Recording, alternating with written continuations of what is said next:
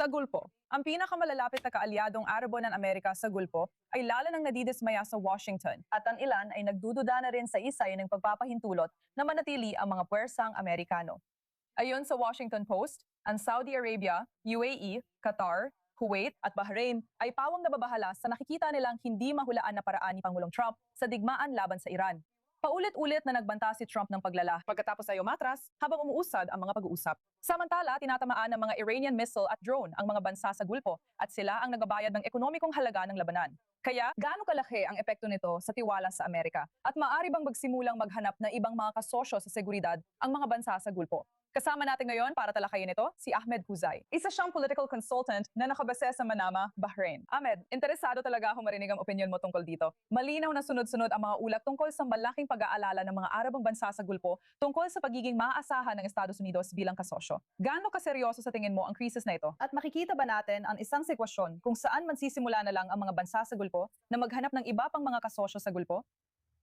Hindi ako sigurado kung gaano ka-credible ang mga source na ito.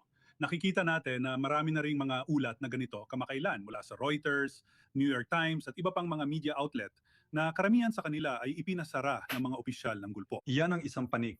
Sa kabilang panig naman, oo, nag-aalala ang Gulpo, sigurado yan. Nasa gitna tayo ng isang digmaan na hindi naman natin hiniling pero kailangan nating humanap ng paraan palabas. Malaki ang naging epekto sa ekonomiya, hindi kasing tindi ng sa Iran, syempre, pero marami pa rin tayong malalaking alalahanin. Kung hindi tungkol sa mga nangyari noon, ito ay tungkol sa mga bagay na maaring nakatago sa mga darating na araw. Alam mo, interesado ako marinig kung anong sinasabi ng publiko sa mismong lugar. Nasa Bahrain ka, isang bansa na tinarget ng mga missile at drone ng Iran. Ano ang gusto ng publiko na mangyari sa susunod? Lahat ay nag-uusap tungkol sa panghuling layunin. Ang kalabuan na yon para sa karamihan ng publiko ay ano ba talaga ang panghuling layunin? Magpapatuloy ba ang Estados Unidos at tatapusin ang kanilang sinimulan o iiwan ba nila ito sa kalagitnaan habang kami ay nabubuhay dito gaya ng dati? Karamihan sa mga tao ay tinatawag itong purgatorio kung saan walang nakakaalam kung nasaan sila. Nasa panig ba sila nito o ng kabila?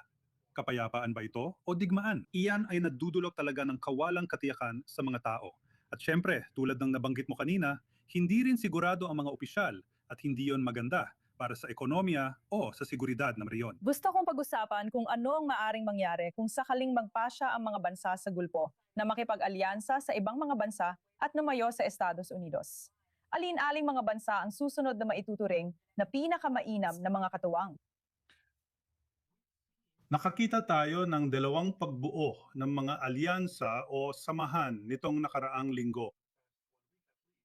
Isa na nakatuon sa seguridad sa dagat at ang isa pa ay sa pagitan ng Saudi Arabia, Turkey at Pakistan. Ito ay pagpapatuloy lang ng iba pang nabuo na mga alyansa.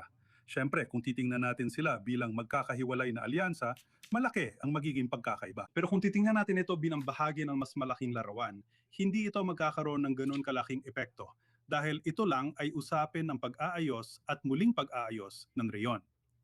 Ngayon, kung paano ito magaganap sa mga susunod na araw, syempre, ibig kong sabihin, pagkatapos may lathala ang dokumento sa pambansang seguridad noong nakaraang taon, Disyembre kung tama ang pagkakaalala ko, nagsimulang magbago ang mga bagay.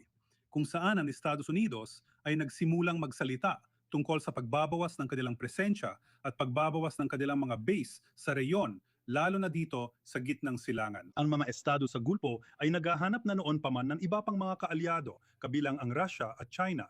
Kaya tuloy-tuloy lang ito sa kung paano nagaganap ang papel na iyon. At syempre, ito ay lalo pang uusbong sa mga susunod na taon. Yan ang isang banda. Pagdating naman sa Estados Unidos, hindi ko nakikita na mangyayari yon. Ang Estados Unidos pa rin ang pangunahing kaalyado natin dito sa Gulpo.